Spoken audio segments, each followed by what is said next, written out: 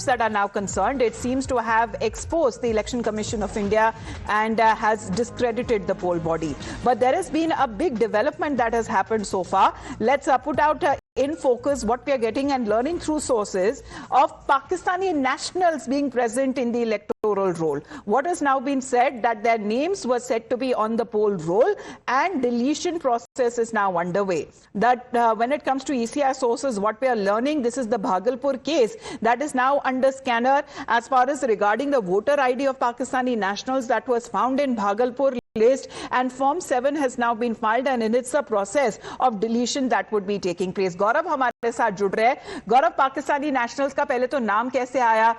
एक तरीके से अगर बताया जाए जो इलेक्टोरल रोल पे ये SIR का जो एक्सरसाइज का मतलब ही आखिरकार यही निकाला जाता है कि जहां तक अगर अज्ञात लोग जो नहीं रहे या इनके डुप्लीकेट वोटर्स कार्ड्स हैं या ऐसे लोग जो वोटिंग प्रोसेस में हिस्सा नहीं ले सकते क्योंकि वो भारतीय नेशनल्स है ही नहीं, इसके ऊपर जो सवाल उठाया जा रहा है, अब इस केस के बारे में बताइए, आखिरकार भागलपुर में क्या पाया गया?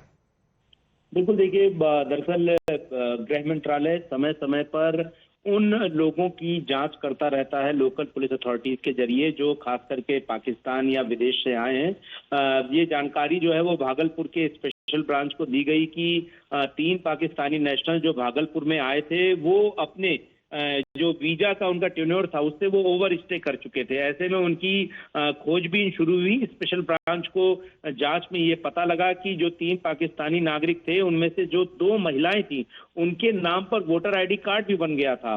और ऐसे में जब स्पेशल ब्रांच को यह जानकारी मिली तो स्पेशल ब्रांच ने जो भागलपुर के SSP हैं और भागलपुर के जो DM हैं उनको जो विस्तृत रिपोर्ट है वो उनको भेजी है और इस मामले में अब जांच चल रही है।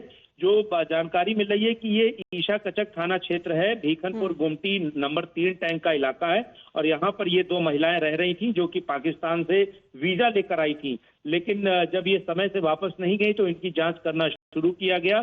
फिलहाल इलेक्शन कमीशन के जो सोर्सेज है वो ये कह रहे हैं कि फिलहाल चूंकि फॉर्म 7 के जरिए जो है ऐसे जो ऑब्जेक्शन है फॉर्म जो वोटर आईडी कार्ड में नाम डिलीट करने का प्रोसेस होता है वो होता है, तो इस प्रक्रिया को फिलहाल जो है वो शुरू कर दिया गया है। वीजा एक्सपायर हो चुका है उसके बाद इलीगल तौर पे voter ID card, Aadhaar card भी बना लिया and now what we are getting to know as soon as the matter has come to light, the district administration has now started the process of removing their names from the voter rolls. धन्यवाद आपका गौरव।